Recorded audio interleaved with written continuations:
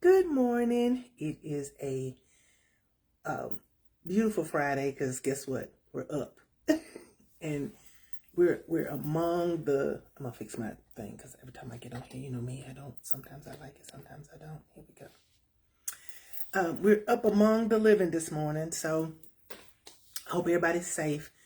A storm came through here last night, honey. It was not cute. It really sounded like a combination of a tornado slash a hailstorm.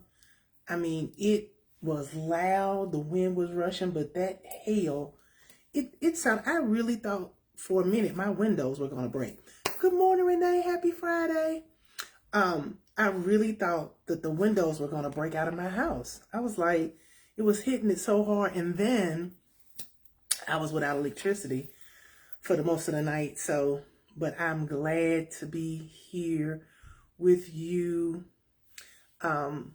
Despite the storms, it's really the way the storms came through last night. It's really a good metaphor of the storms of life will come, but we will endure. Weeping endures for a night, but joy, it does come in the morning.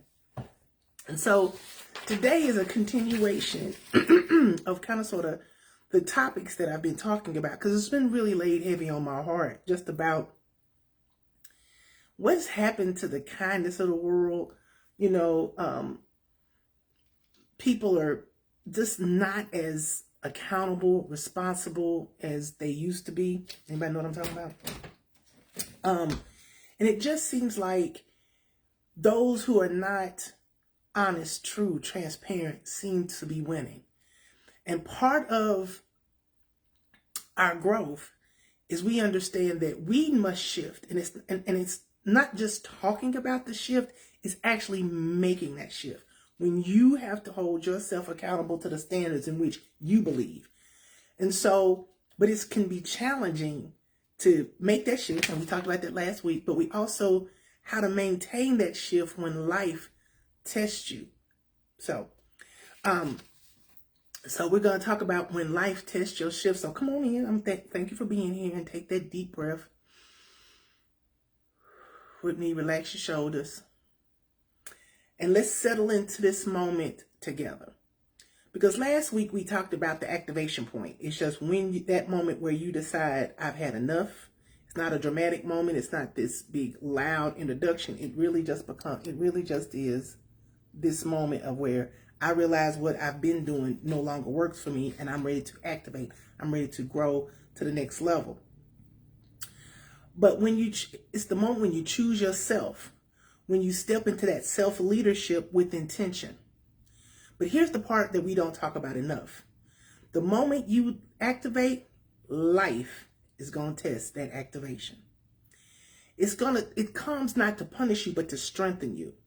And then one of the biggest tests in life is, what do I do when it looks like everyone else is winning? When I've made this commitment to self-discipline, when I've decided that I'm not going to go out to eat as much because I'm going to, they always come, and I didn't think that they would come today just because it rained last night, but I do apologize, and I'm still about the people coming. Motion detected at Ring doorbell at front door. So what do we do, or how do we make that continue in that shift when it seems like that everything around us is not working for us? When we get tested, our gangster, as I like to say, gets tested. So to be honest, the test of activation is hard to stay grounded. It's hard to stay aligned. It's hard enough to stay emotionally regulated and in control when you see people who are negative, messy, manipulative, or mean getting ahead. It makes you question your pace, your path, your progress, your integrity. And that frustration, that irritation, that why even bother feeling, that's not weakness, that's a test. So if you ever notice, just when you're ready to activate, you're ready to make that moment happens, that quiet shift happens, you're like, I'm ready. That is when all of the, not just temptation, but when all of those things come into play. You realize you're looking around and you're like, this person is super messy. This person eats whatever they want. They're dropping weight. This person keeps getting promoted in positions and they don't even really do the job. They just pass things off to other people. How is it that other people who are not doing the right thing get ahead and I'm behind? And then you're like, well, just forget it. I saved myself. I haven't been intimate. Good morning, Miss Gay. Thank you for joining me today. I've saved myself for marriage, or I've saved myself. I'm not involved in, a sexual relationship, and there just seems to be people who just keep getting relationships. Good morning, my auntie. Everybody say hi to my auntie. And there's people who just keep seeming to get in relationships, and you're trying to do it the right way. Those are the times that you look and say, that's not fair. But and you're just like, well, I'm gonna quit. But that's not a weakness, that's a test. Because activation isn't just about the moment you shift. It's about the commitment to stay in the shift when the world seems unfair. So last week we talked about self-discipline. This week we're going to talk about self-regulation. The emotional maturity. Motion detected at Ring doorbell at front door. The emotional maturity to stay aligned even when your feelings are loud. Because self-regulation looks like this. I feel frustrated, but I won't let them pull me out of character. I see what they're doing, but I am not going to match that energy. I'm irritated, but I'm staying aligned to who I'm becoming. I'm tempted to react, but I'm choosing peace. Self-regulation is the bridge between activation and ascension. So when you are self-regulated, when people around you are acting donkey, because people do that, or it seems like the wicked are getting ahead, self-regulation goes, I don't know what path and journey that they've decided to take, but I know what is for me. Self-regulation says, I know this person is trying to, good morning, Custom Auto Trim, thank you so much for joining me today. Self-regulation says, I know that this person is trying to pull me out of character. I know that this person or this situation is trying to tempt me. They want me to respond. Have you ever been in a situation where someone knows you've chosen peace, you're not messing with folks, and here they come? Anybody, give me a thumbs up if that's ever happened to somebody. You are minding your business, and someone decides, you know what, they're over there being too peaceful. Let me go over here and rattle their peace. Self-regulation says, I'm not going to be bothered, or my peace is not going to be interrupted because you don't have any. Because like I say all the time, people who have no peace have no problem disturbing yours. So self-regulation is that bridge though. And the reason why it's important to stay there is because it's the bridge between activation and ascension. When we self-regulate, we move to different parts of the next level of our growth. When we're able to stay disciplined and not be moved by other things around us, it prepares us for the next level. And that, my brothers and sisters, is what keeps us from slipping back into old patterns. It's what keeps your heart clean. It's what keeps your path steady. So when we are focused on maintaining our self-regulation, when we're not getting caught up in other people's emotional drama, when we're not getting caught up in the gossip workplace or what's going on in different meetings or who's doing what, we stay self-regulated.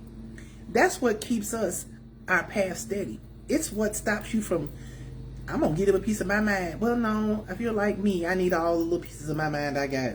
I can't afford to be giving them away. So staying steady in the moment and the biggest part of self-regulation is what keeps you steady. Because here's the real shift. Whatever's going on in their life, it's not them, it's you. Your activation is never threatened by somebody else's behavior. Let me repeat that. Your activation is not threatened by somebody else's behavior. Your timing is not delayed by their shortcuts. Your integrity is not wasted because someone else is loud. Even when it looks like the wrong persons or wrong people are winning, it's easy to get distracted, but distraction is the enemy of activation. I'm going to repeat that again too. Distraction is the enemy of activation. So when you are too busy looking at what other people are doing, you're distracted. I can't focus on what I'm doing and where I need to be because I'm too busy looking to see what they're doing. So many of us are on the path where we're going toward our growth, but we're so distracted. We're looking at what they're doing and they, girl, man, it's never about you, about them. It's you. They can't control your outcome. Just like they don't have any say-so in your purpose and your destiny, they can't control your ascension. You do. No one will delay your blessing quicker than you will. Nobody. Nobody will block your blessings faster than you will. And so when we're really trying to make that life shift, when life is happening to us and we're moving into that activation level, we have to remember it's not about them, it's you. You ultimately are responsible and accountable for your thoughts, your actions, and what you do, not them. And so when you allow them to control your behavior, when you allow them to control you, and you make decisions based on what they say, what they do, what you see them doing, you get distracted. And distraction is the enemy of activation. Because the moment you start watching them, you stop leading you. Girl, I be jamming when I be talking about, because the moment you stop watching them, the moment you start watching them, you stop leading you. And this season, this growth is all about self-leadership. Good morning, Mommy. Good to see you too. So how to stay activated when you're frustrated? There's 3 grounding practices that we use a lot of time in coaching, but these are 3 grounding practices to help you stay activated when you're frustrated. Number 1, return to your why. You didn't activate and move forward in your life for applause. You reactivated for alignment. So when you're feeling frustrated, return to your why. Why did I sign up for this?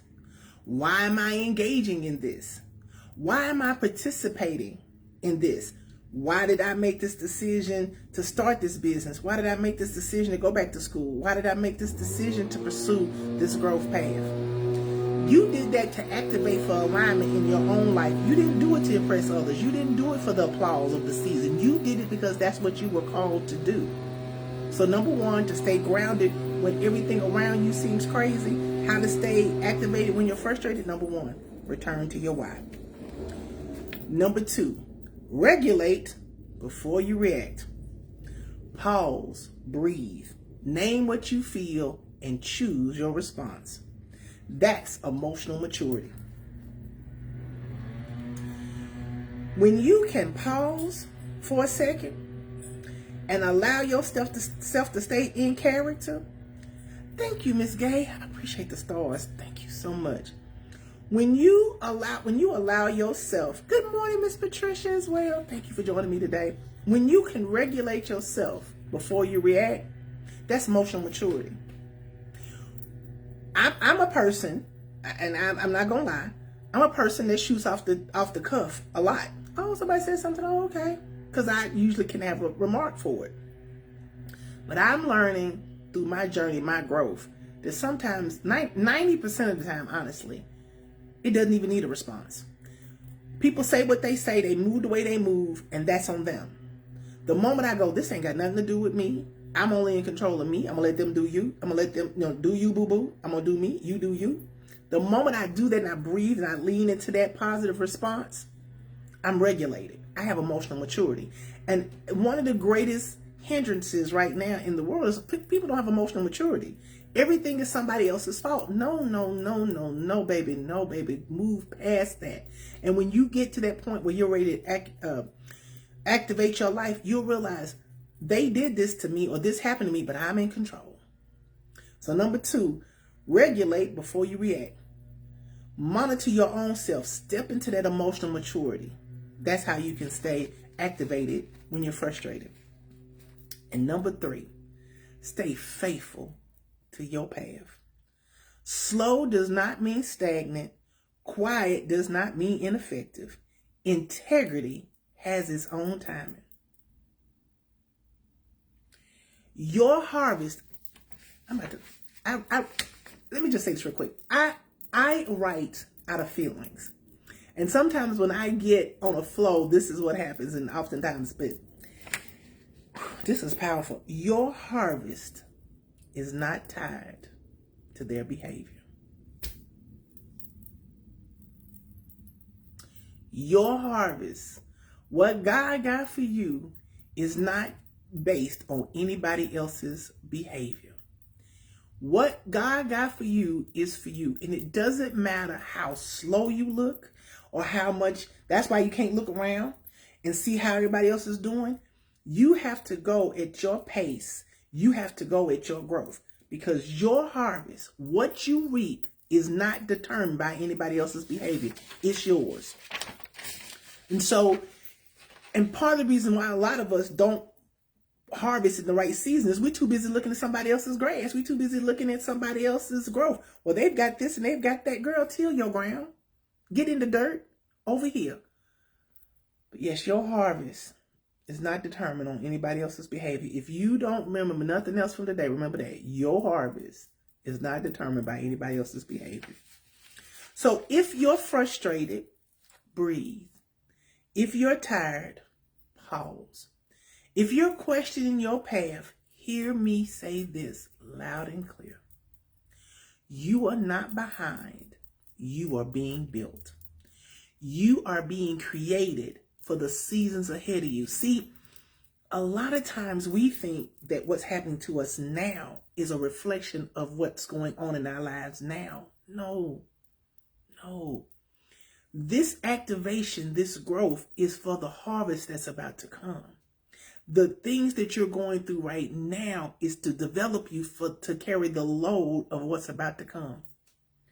What you're going through right now is to help you prepare to carry the weight of all the responsibility that you've been called to carry. So right now it may seem like things are not going your way, and that's okay. Maybe your business ain't growing as fast as somebody else's. That's okay. Maybe somebody else is losing weight quicker than you are. That's okay. Maybe somebody else is getting promoted and going further in the company than you did. That's okay. Because God's timing is perfect timing. And again, you don't know the cost somebody pays to be the boss in their house. You don't know if someone has weakened their integrity, that someone has cheated their morals to get ahead. And we see that a lot in the world today. We see it a lot today. Your goal is to understand what I'm going through right now is I'm not behind. I'm being built.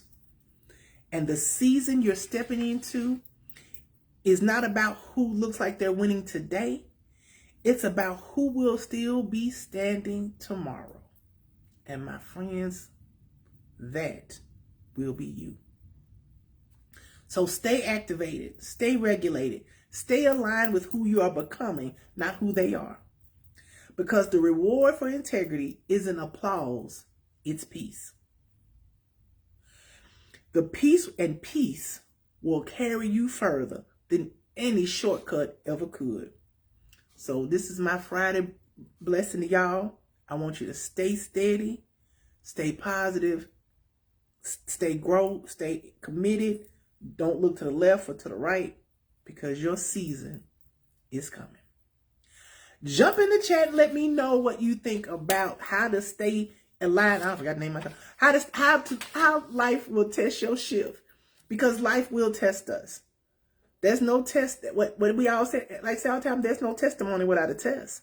And sometimes when a test is happening, what happens? The teacher is quiet. So we have to remain committed to that thing, even when everybody else seems like they're winning. And let me just say this too. If you don't believe me, depending on your faith, read your Bible, Quran, whatever. But we know that it's always going to look like the wicked is winning.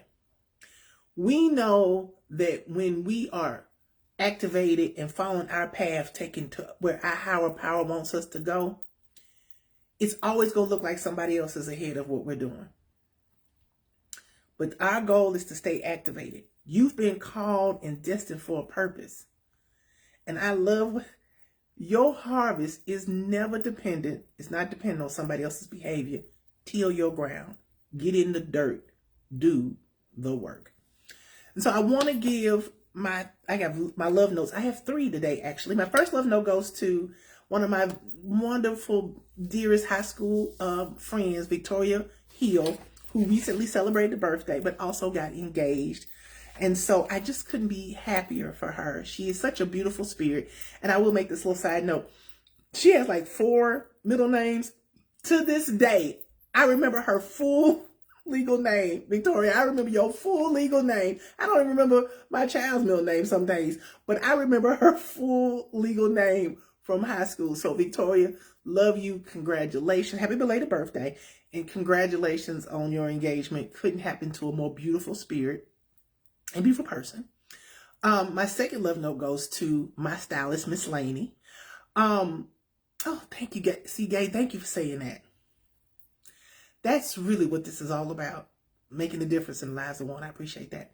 My second love note goes to Miss Laney, my stylist. I want to just thank her for just always keeping it, when it comes to my hair, dealing with hair loss and having alopecia the way I have has been a struggle.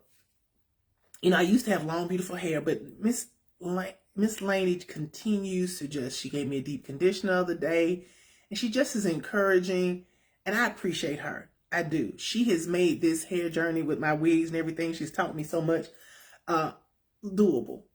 And sometimes when you do people's hair, it's not just about how they physically look, but emotionally and spiritually how they make you feel. So, love note to you, Miss Lane. And the second love note goes to Renee's sister, Tanya Dixon. Tanya has this line of balm cream. I started using it, especially on my heels at night. That has got to be I meant to bring it downstairs, but that has got to be the best texture of body butter.